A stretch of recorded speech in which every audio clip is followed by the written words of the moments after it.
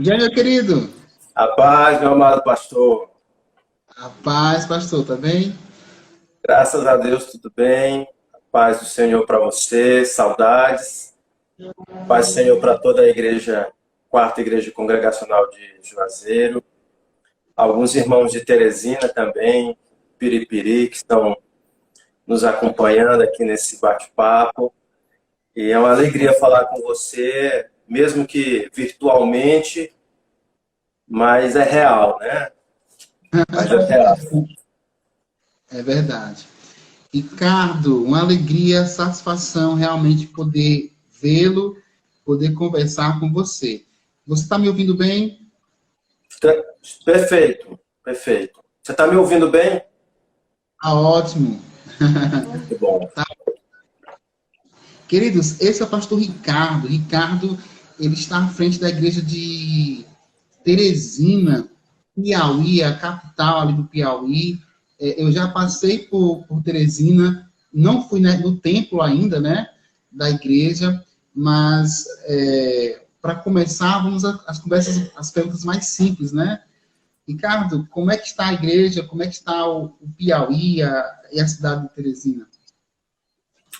Bem, nós estamos bem, graças a Deus. O Senhor tem sido conosco, como Ele é sempre, Ele nos prometeu.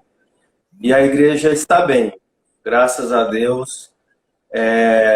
Temos acompanhado os irmãos pela tecnologia que nos é permitido, graças a Deus.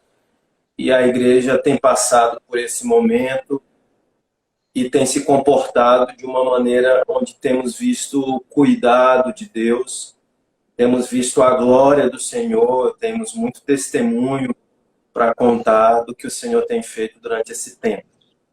Glória a Deus, que bom. Ricardo, e me diz uma coisa, pastor.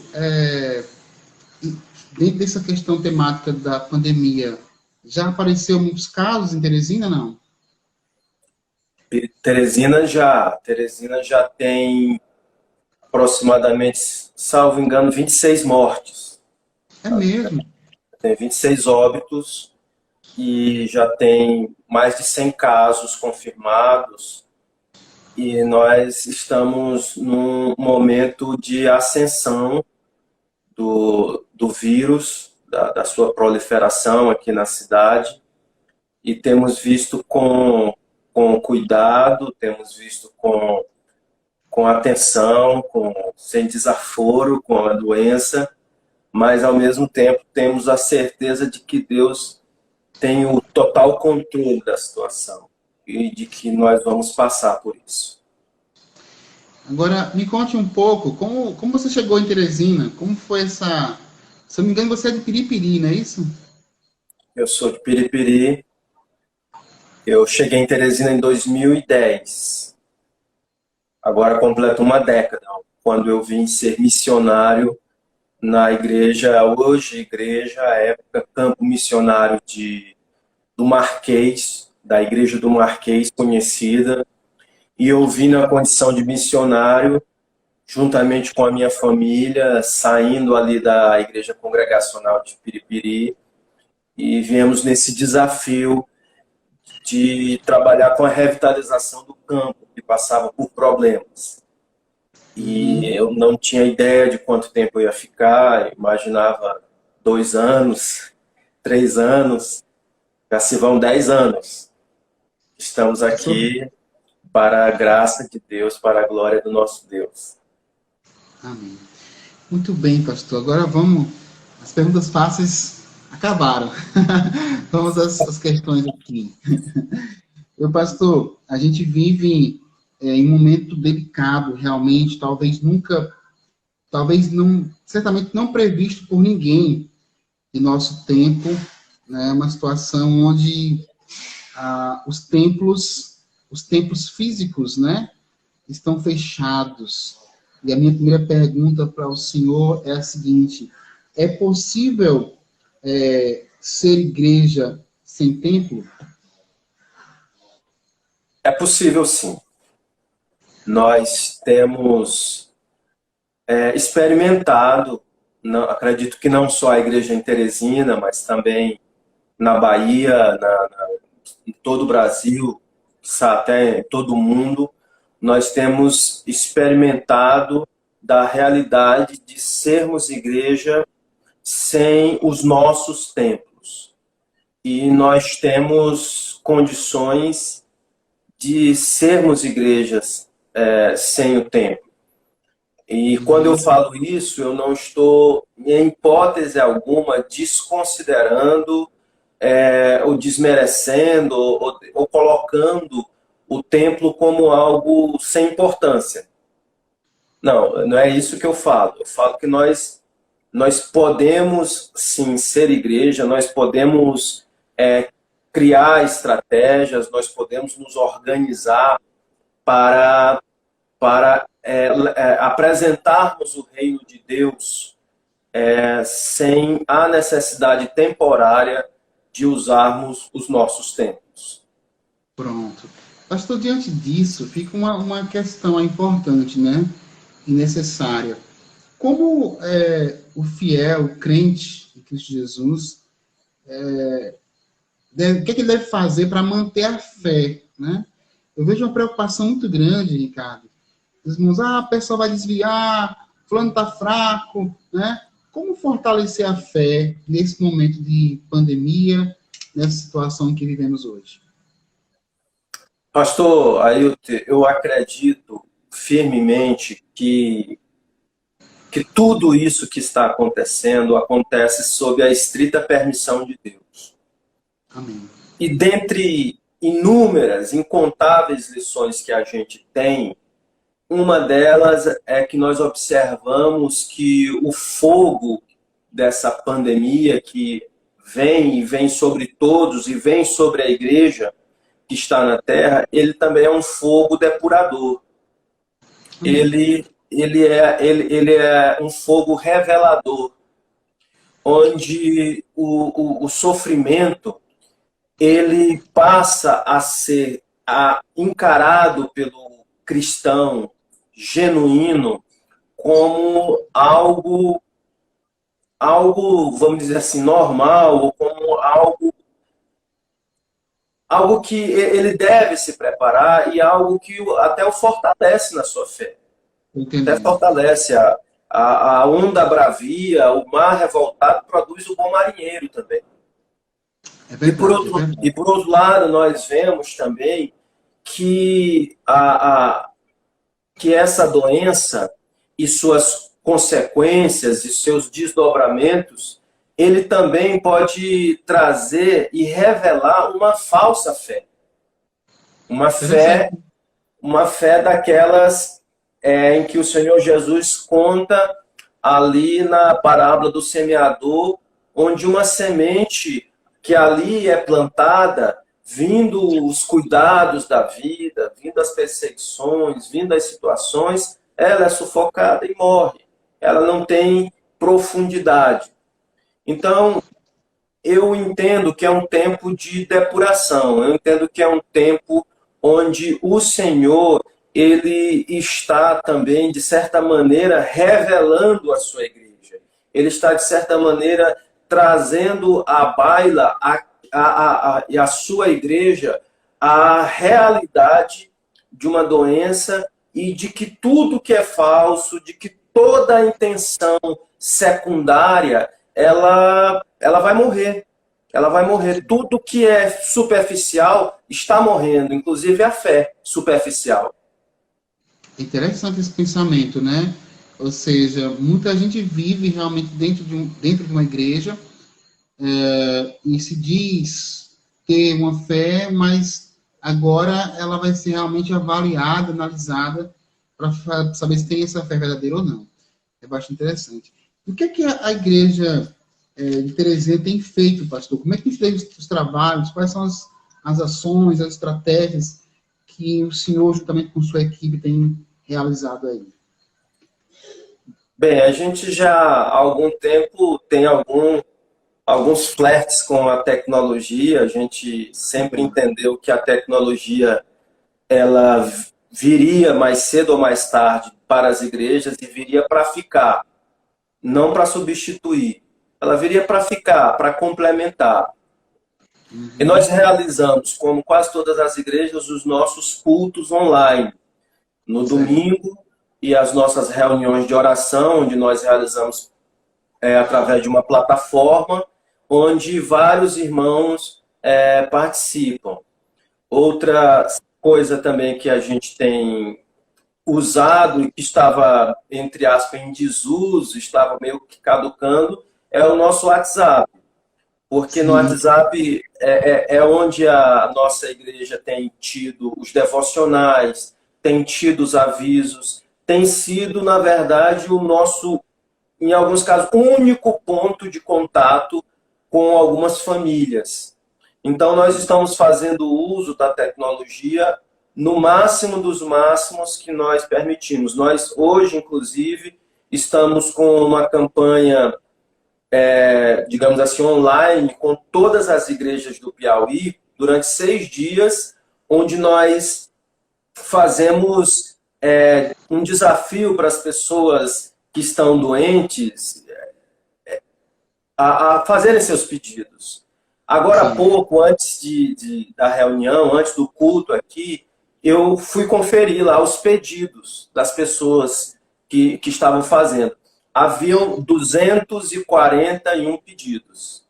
Glória a Deus, bastante participação, né, pastor? Nós não temos nenhum culto na igreja congregacional no Brasil de uma terça-feira que entre 240 pessoas descrentes para fazer um pedido. E nós entendemos isso como algo bom. Ok? Isso foi uma ligação que aí acabou cortando a conexão.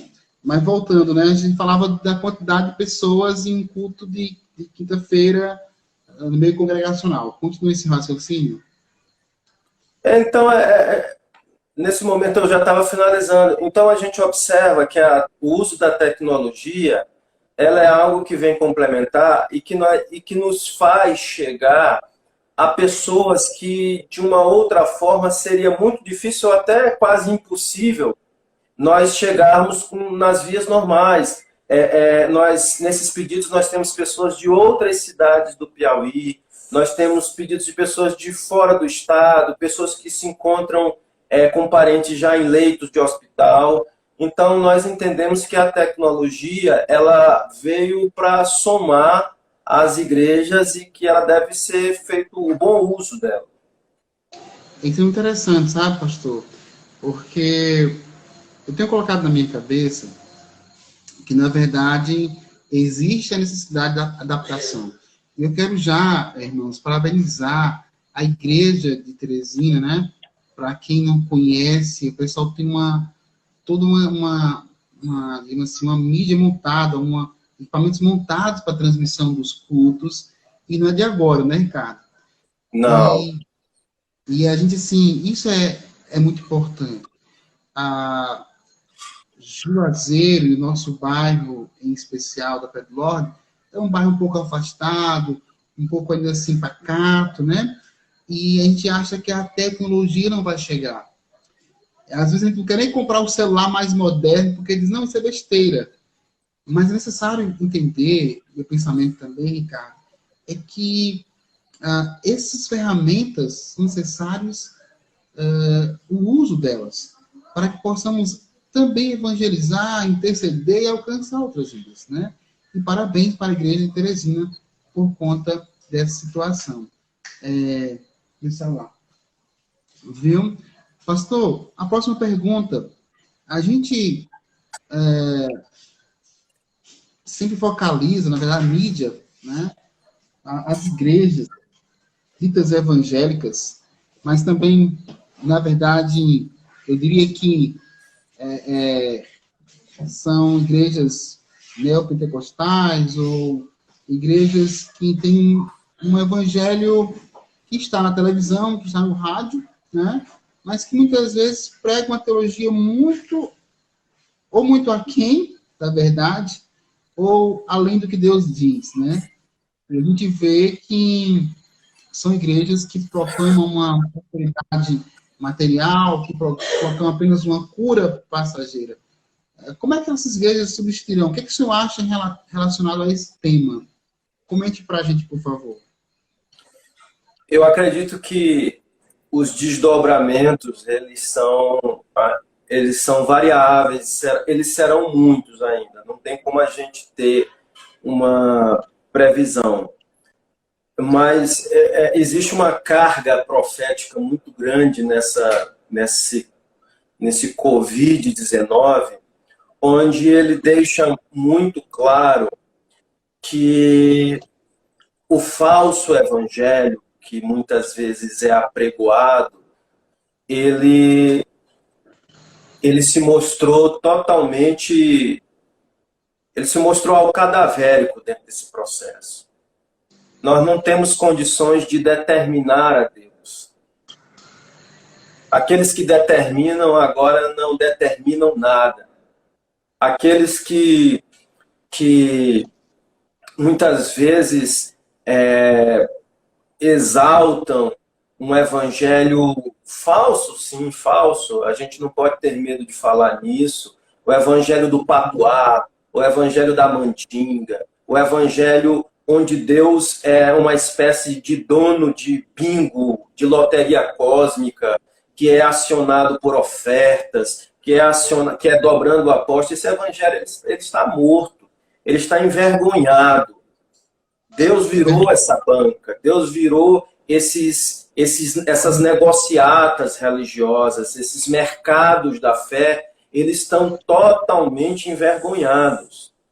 Então, nós entendemos que quando Jeremias ele fala a ferida do povo não tem cura, a ferida do povo não tem cura e vocês trazem cura superficial.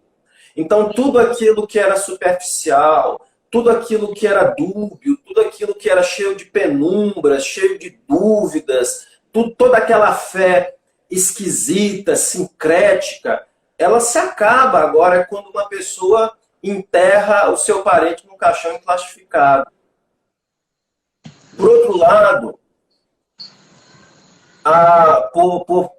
por nossa parte das ditas igrejas conservadoras, ou alguns dizem igrejas sérias, existe um desafio também de pregar o evangelho de Jesus Cristo tal como é.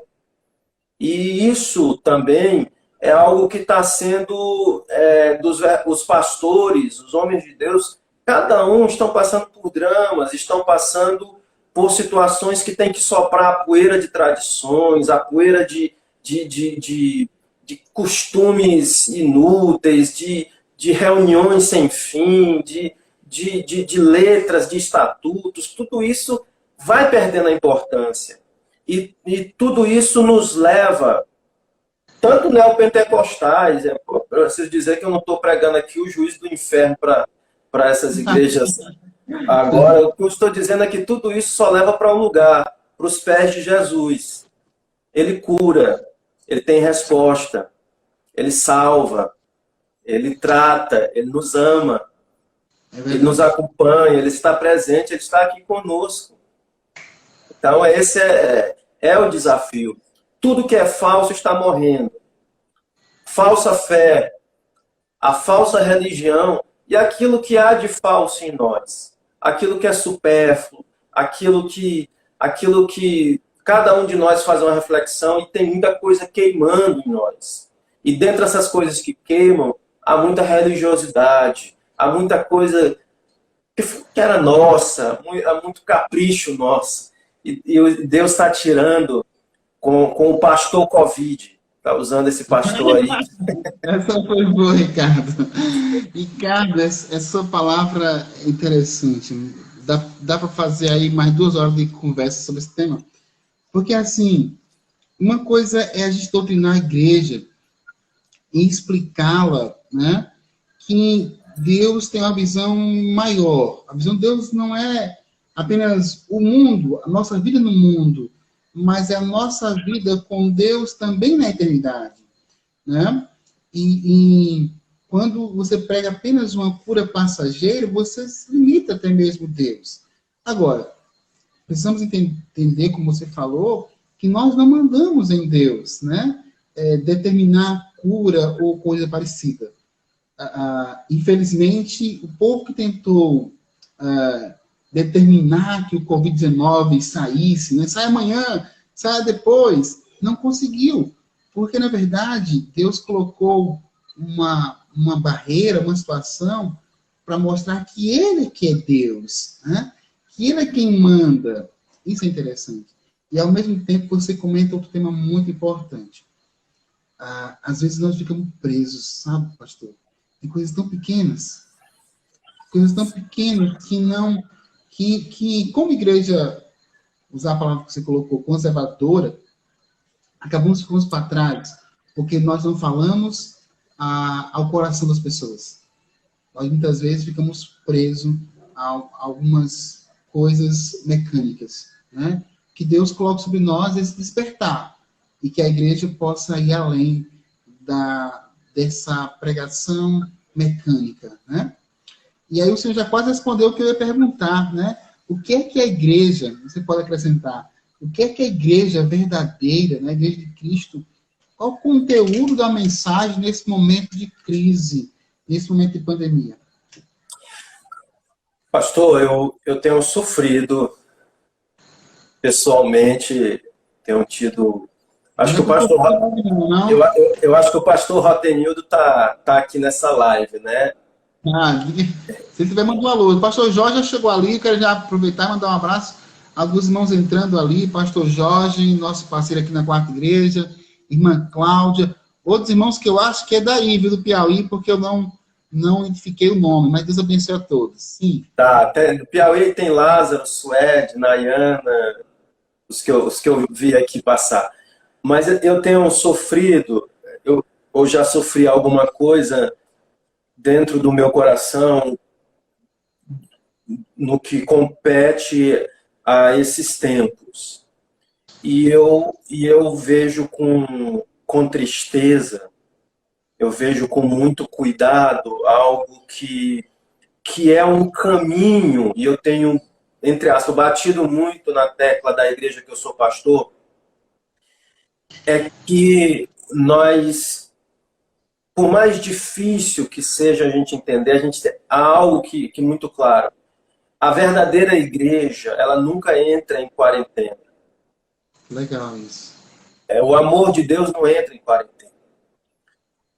E eu creio que é um pesadelo de um pastor, e eu creio que algo que entristece o coração de Deus é quando uma igreja ela se torna, e essa reflexão eu tenho feito com muito cuidado, com muito amor, e até digo com autoridade para falar, porque eu sou pastor. Eu troquei minha vida secular por um ministério, então eu não sou um desigrejado, eu não sou uma pessoa que está passeando na igreja, eu sou alguém que está compromissado com a igreja. Mas há um componente da igreja evangélica que tem que ser espremido, esse carnegão, que é o egoísmo.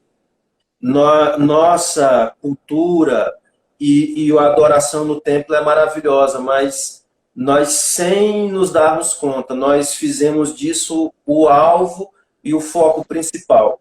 A adoração ela é um componente. A adoração ela é um momento em que nós vamos celebrar as conquistas da nossa guerra que nós temos no mundo. Mas o nosso fronte de batalha é o mundo. Há um mundo sofrendo. Há pessoas agonizando. E eu creio que Deus permitiu e sacudiu a igreja não entrar no templo, porque o templo ele tem sido feito em algumas ocasiões de uma caverna. Uma caverna onde a gente vai para lá para não ser incomodado. E a mensagem do Evangelho não é essa. A mensagem do Evangelho é que o mundo só tem a nós. Nós somos o sal da terra. Nós somos a luz do mundo. E se nós vivermos dentro do templo, dentro dos saleiros, nós perdemos o nosso sabor. Então, é preciso que a igreja... Eu estava brincando, mas isso é algo sério. Eu estava dizendo, tem pessoas que elas são ausentes na igreja e agora que está na quarentena, elas são offline. Elas não aparecem para nada, elas não estão dispostas a nada, elas são intocáveis. E Deus está permitindo, eu vejo claramente, permitindo a dor do mundo ser gritada de uma maneira, trombeteada de uma maneira a que a igreja sinta agora. Nós estamos sendo protegidos, mas nós não podemos pensar nisso como um privilégio, nós temos que pensar nisso como uma oportunidade que Deus está nos preservando para levar a palavra, para cuidar de pessoas que estão sofrendo. Então eu tenho essa mensagem, eu tenho essa chama, essa febre dentro de mim no que diz respeito ao que eu estou ouvindo de Deus nesses tempos de pandemia. Glória a Deus, glória a Deus.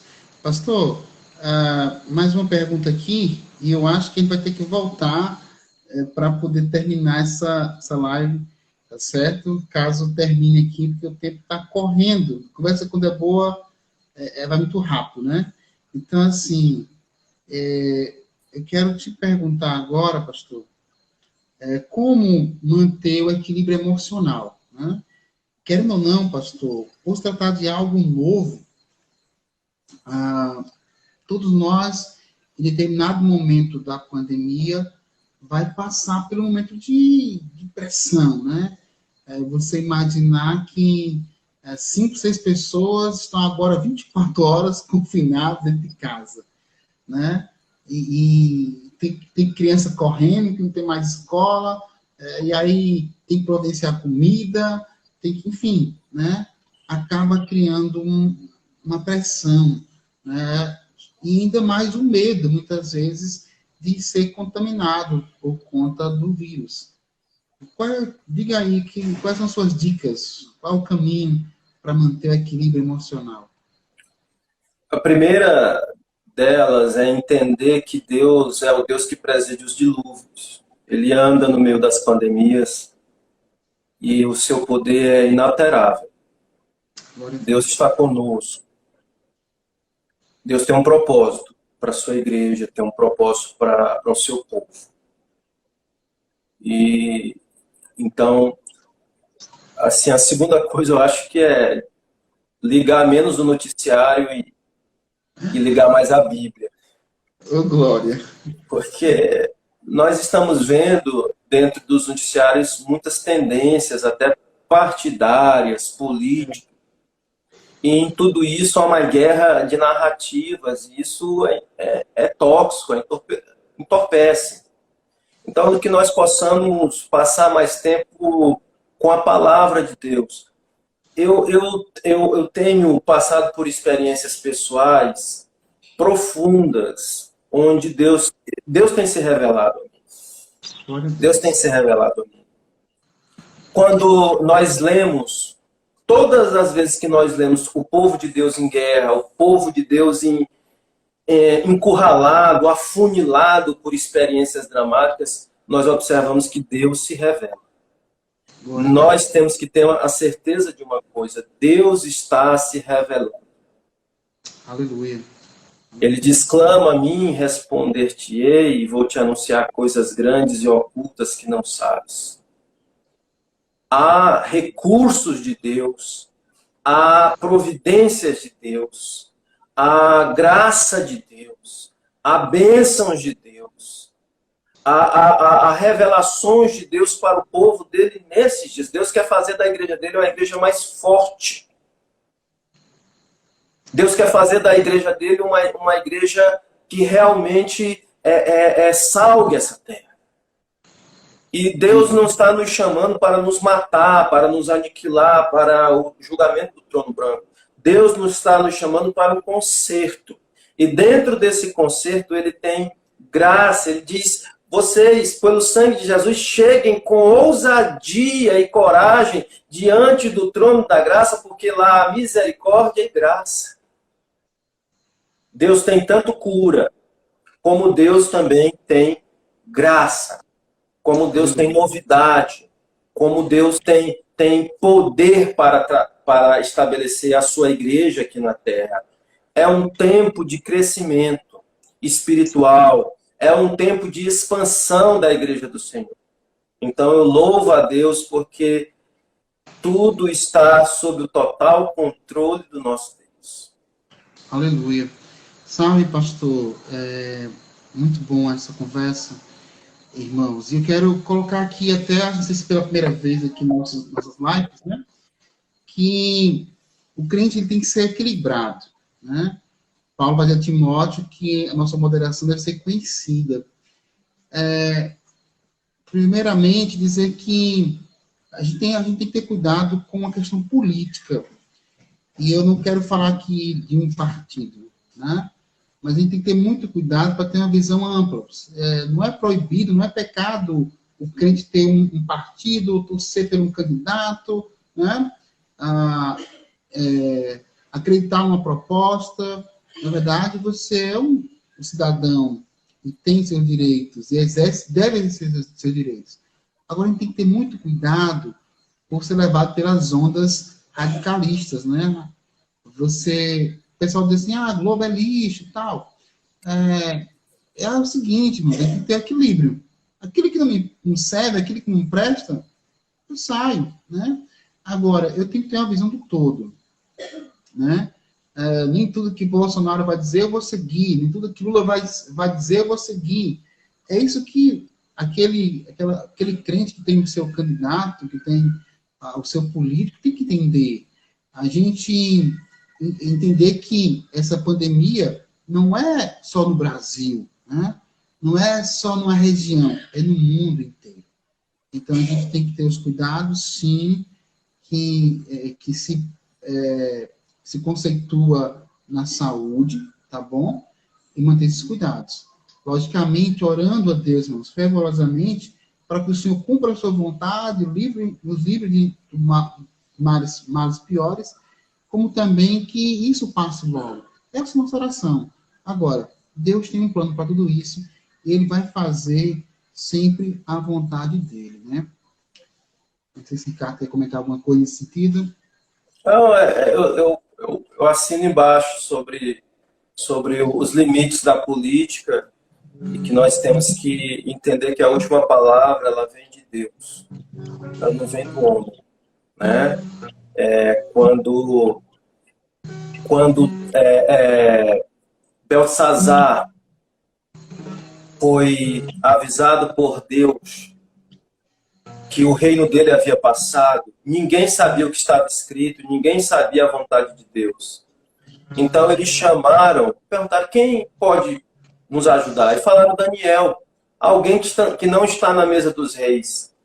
Então a gente que é profeta, pastor, a gente tem que ter muito cuidado em se aproximar excessivamente da mesa do rei. Vamos ficar na mesa do rei dos reis. Que na mesa do rei dos reis, eu como pastor posso falar o que ninguém que está na mesa do rei terreno vai falar. É verdade. Pastor, façamos o seguinte, quero convidar o senhor para mais 20 minutinhos com a gente, tá bom? Que eu quero deixar o senhor com mais tempo para falar algo para a igreja, para os irmãos que estão conosco. E quero convidar você, meu irmão, minha irmã, a retornar essa live, tá bom? Porque o tempo correu e eu queria dar a oportunidade para o pastor ainda trazer uma palavra aos nossos corações, tá certo? Então, a gente vai encerrar essa e a gente retorna em instantes, tá bom? Eu não vou demorar um minutinho, a gente já retorna. Tudo bem para o senhor, pastor? Tudo tranquilo, tudo bem. A gente encerra essa e volta automaticamente. É o tempo de beber um copo com água. Ok. Meu irmão,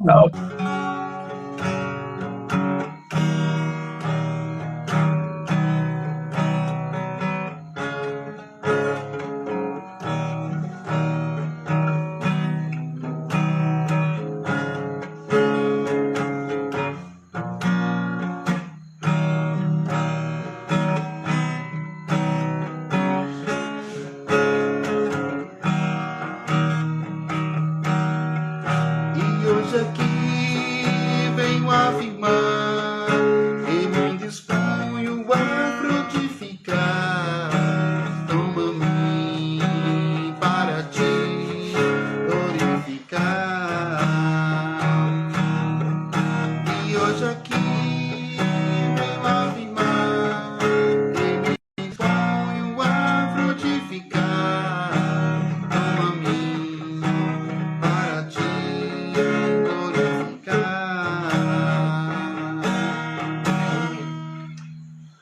bem. Gustavo, vem cá, filho, por favor.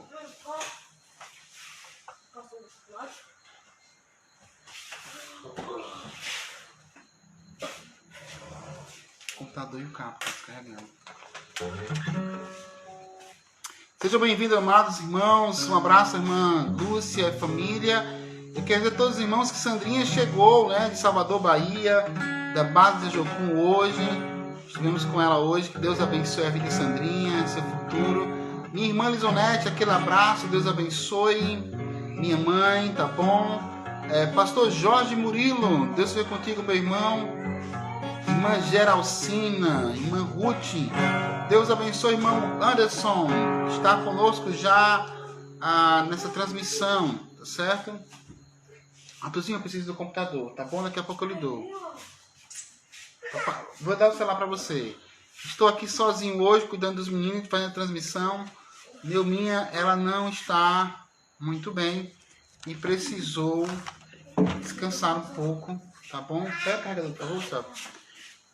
E a gente vai dar continuidade ao nosso bate-papo nesse momento de já final, tá bom?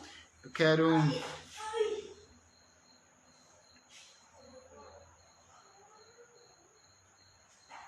aqui nesse momento mandar um abraço para nossa irmã Bentiliana. Deus abençoe, querida. Deus seja contigo, tá bom? A nosso irmão Carvalho. Obrigado pela presença, meu irmão. Tá vendo? Procura para mim, por favor, aqui no grupo. Eu cabo do saco para carregar o celular.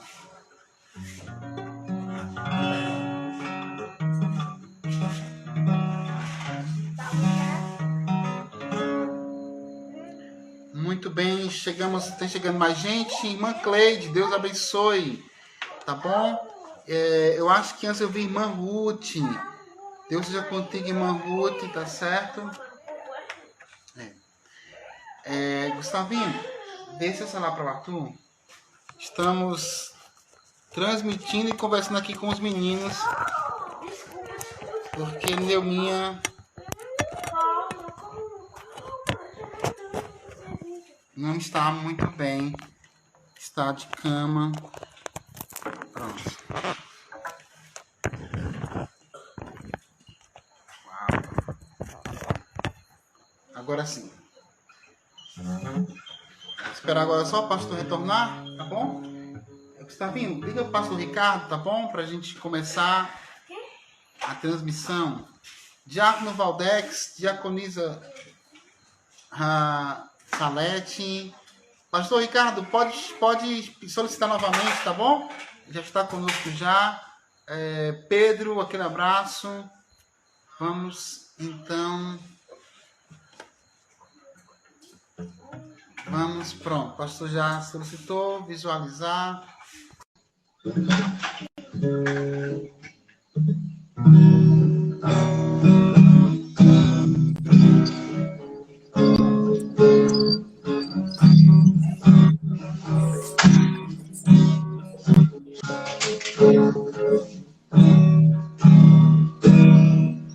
Louvado seja o Senhor. Um abraço ao nosso irmão Marcos, tá bom? Deus seja contigo.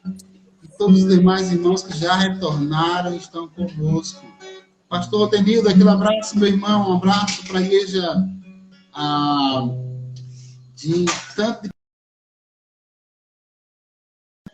igreja de Timão, Maranhão, tá bom? Deus abençoe. São as igrejas daquela região. Lília, um abraço, Deus abençoe, tá bom?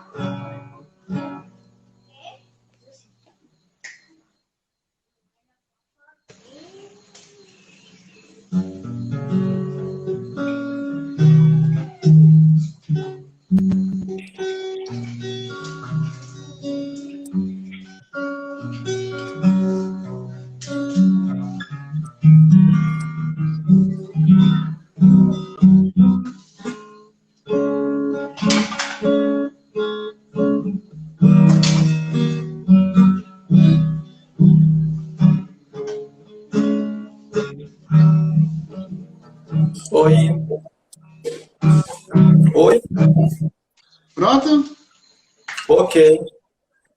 Meu pastor, eu quero, nesse momento, deixar você mais livre, tá bom? Para o senhor falar para a igreja, para nós, aquilo que Deus colocou em seu coração, tá bom? Para o despertamento. Antes, eu quero mandar um abraço aqui para o Altenildo, que voltou. Deus abençoe, pastor. Que Deus seja contigo, com o teu ministério e com a tua família. Está contigo, pastor. Amém. Eu quero trazer uma palavra. Eu não vou me demorar muito, né, nessa palavra, tá? E se encontra na primeira carta que escreveu João. E eu quero me deter no capítulo 5. Capítulo 5, vou ler o verso 4 e 5. Primeira carta de João, capítulo 5, verso 4 e 5. Pela fé, eu escuto um amém dos irmãos, né? Amém. Pelo menos o meu. Diz assim, se você não encontrou, ouça. Porque todo o que é nascido de Deus vence o mundo. E esta é a vitória que vence o mundo, a nossa fé. Quem é que vence o mundo? Senão aquele que crê que Jesus é o Filho de Deus. Esses dias eu estava conversando com um irmão de uma outra igreja e ele disse algo que me fez pensar, trouxe uma reflexão para mim. Ele disse que é hora de nós pregarmos o evangelho da prosperidade. Eu fiquei assim, em dúvida, e ele disse, eu vou explicar para você. Ele disse, tudo o que se prega como prosperidade não é prosperidade. Tudo que se prega como prosperidade é uma interpretação, é uma leitura, é uma visão, é um entendimento do homem natural, do homem carnal sobre o que é riqueza, sobre o que é prosperidade. E o Evangelho de Jesus Cristo, ele é o único que realmente traz para nós um conceito e traz para nós a realidade da prosperidade, que é a vida eterna, que é a paz, que é a realidade que agrada a Deus. Quando João está escrevendo esta carta, ele fala de uma simplicidade aqui enorme. Ele diz o seguinte, que todo o que é nascido de Deus vence o mundo. É preciso a gente entender, nesses tempos de doença, que a promessa de Deus não voltou, que Deus não retrocede a sua promessa, e que nem os seus propósitos, e que nem os seus desígnios, e que nem o seu plano com a igreja e para com cada um de nós muda em nada. Aqui a palavra de Deus, ele diz que aquele que é nascido de Deus vence o mundo.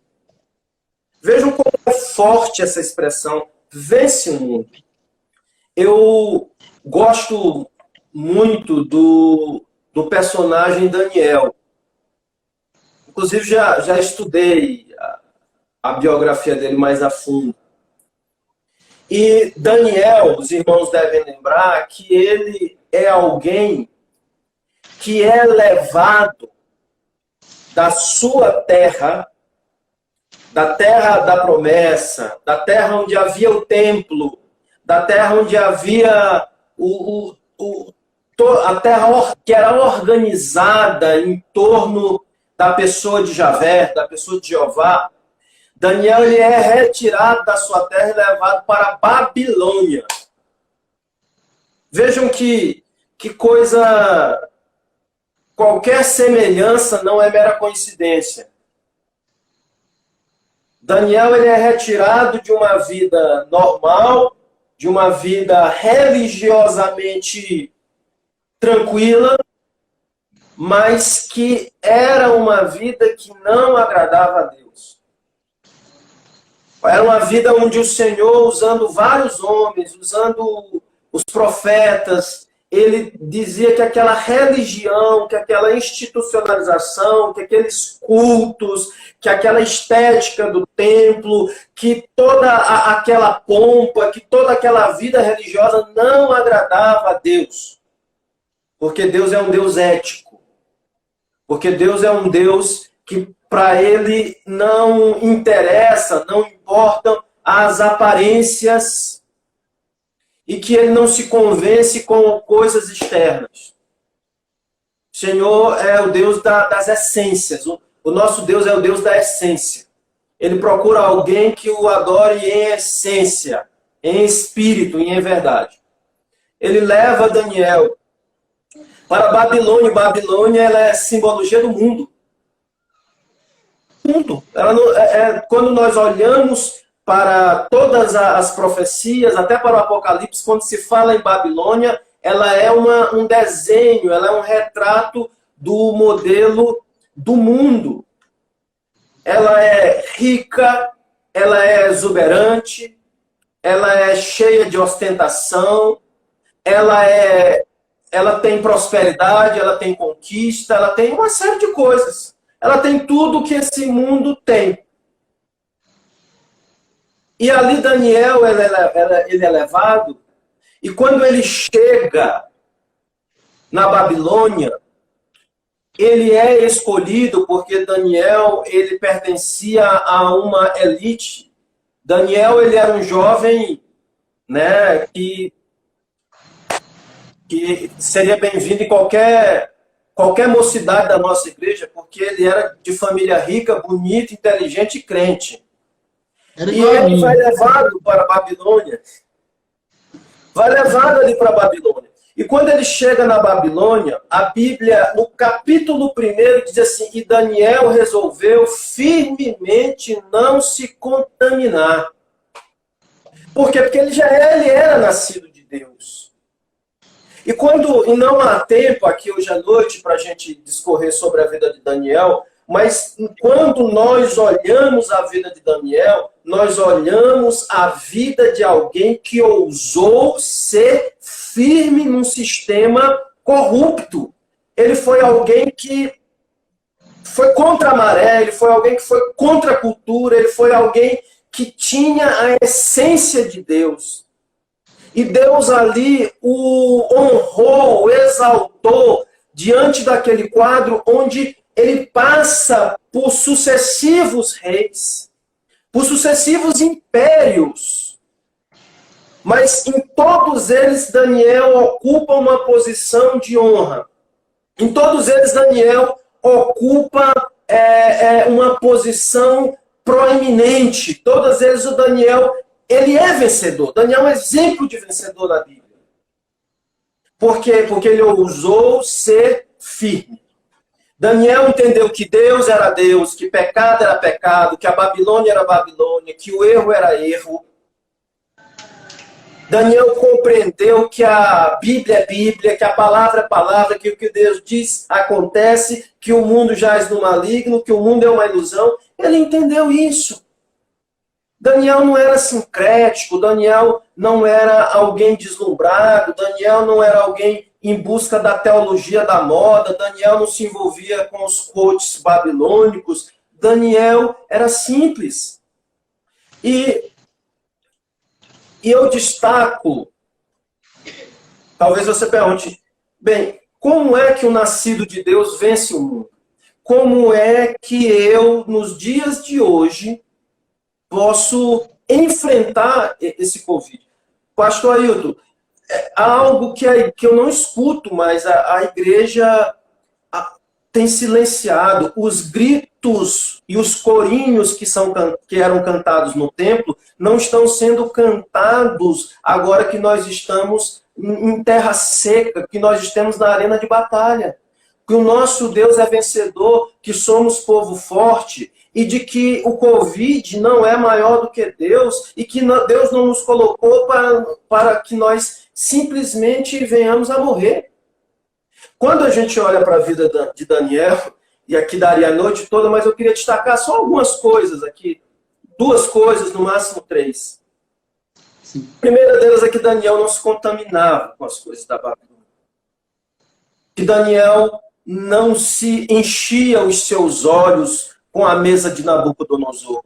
Que Daniel não perdia o seu tempo nos banquetes palacianos. Que Daniel não era uma pessoa preocupada com a política partidária babilônica. Naquela época tinha política, naquela época tinha trama.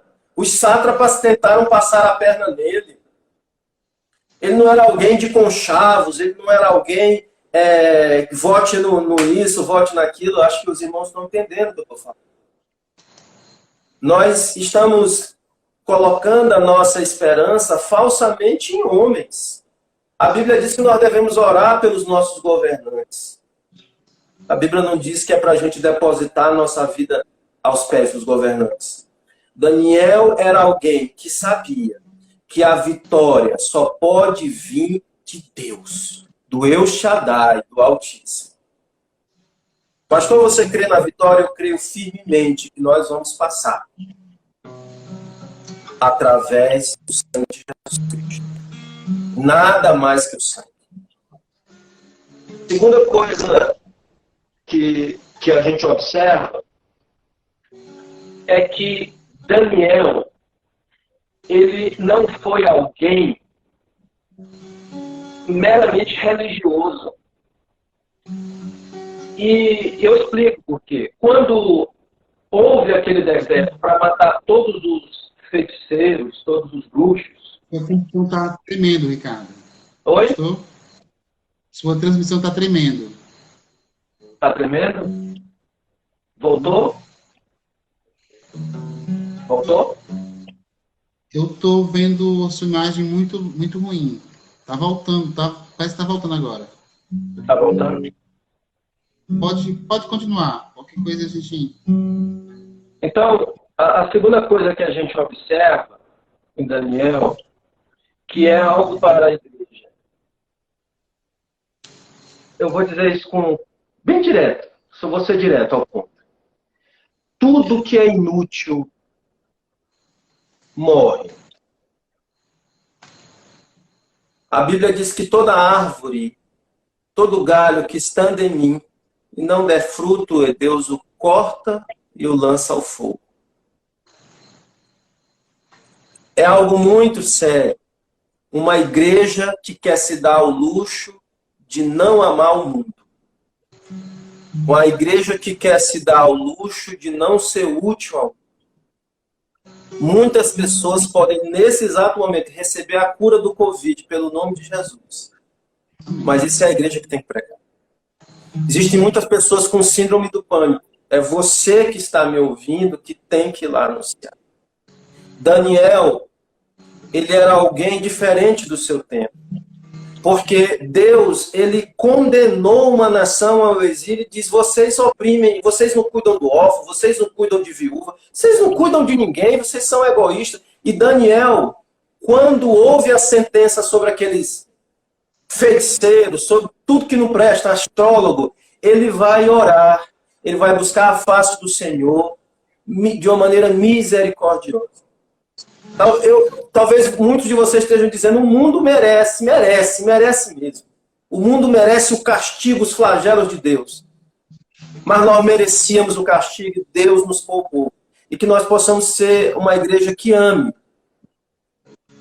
Terceira e última coisa. Daniel é um homem que orava. Se você olhar o livro de Daniel, as grandes revelações, os grandes livramentos, os grandes testemunhos, os grandes milagres aconteceram quando Daniel orava. Deus está chamando a igreja para um tempo de oração. Não um tempo de rituais externos, de jejuns estéticos, de orações de redes sociais tão somente. Deus está nos chamando para a intimidade. Deus quer Deus quer revelar o seu coração ao seu povo. Existem coisas boas de Deus para esse mundo, que somos nós que vamos entregar. Nós somos os correios do fim do mundo. E nós não vamos entregar só sentença de juízo, nós vamos entregar livramento. A igreja que ama, a igreja que se propõe a viver fora do templo, essa igreja vai vencer. Ele diz, a vitória que vence o mundo é a nossa fé. Pela fé, nós vamos vencer o Covid. Amém. Nós vamos vencer pela fé. Em nome de Jesus. Eu queria deixar essa palavra para os meus amados irmãos aí de Juazeiro. Louvado seja o nome do Senhor.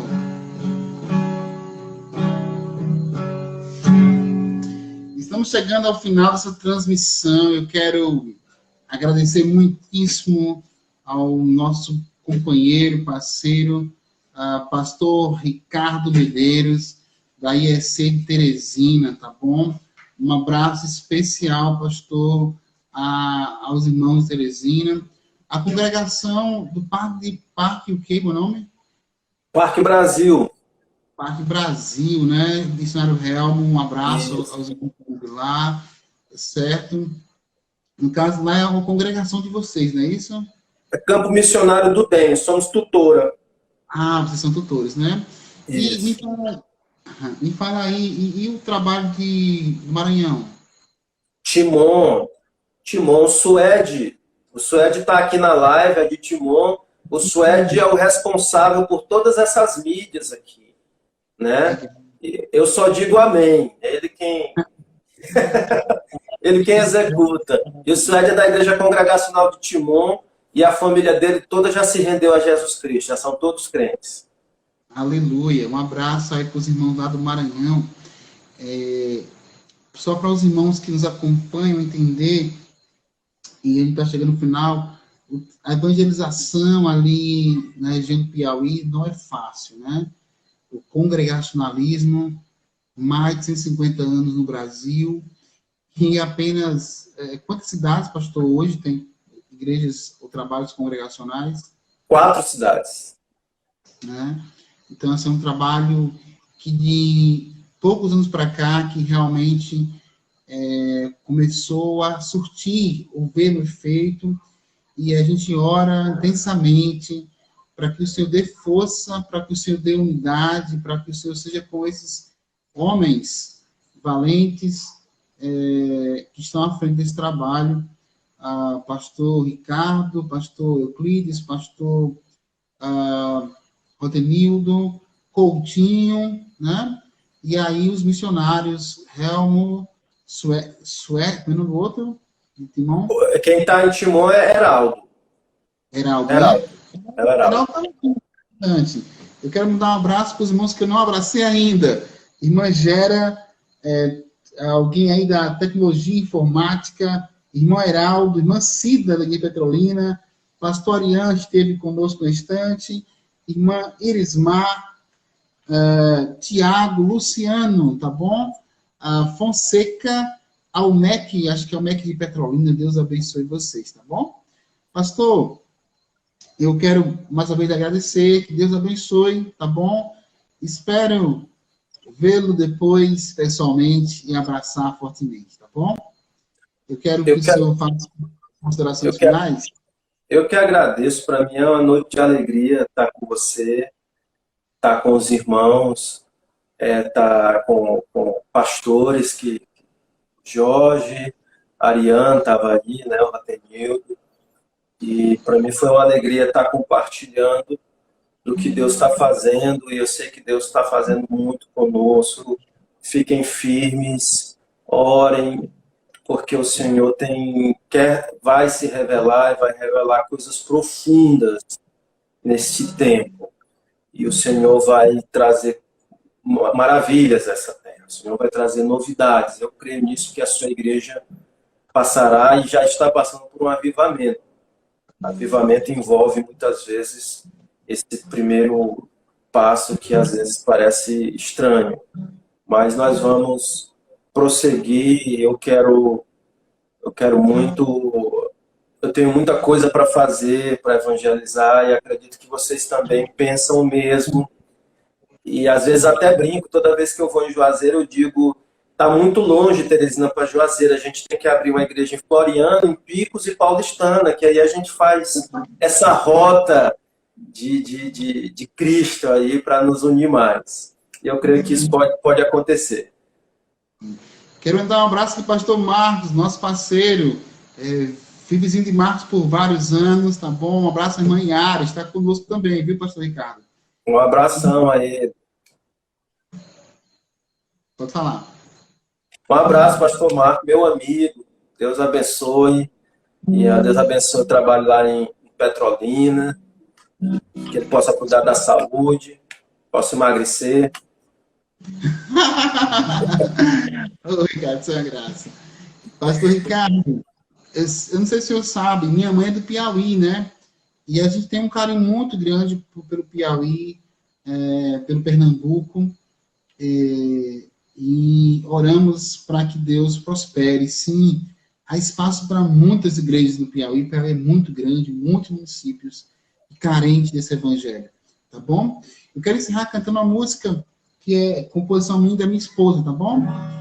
Em tempo de crise, em tempo de uma igreja dispersa, sabe, meu irmão, minha irmã, que é tempo de frutificar, ter frutos. Ligue para alguém, traga um conselho, traga uma mensagem, dê uma exaltação, porque Deus usa você.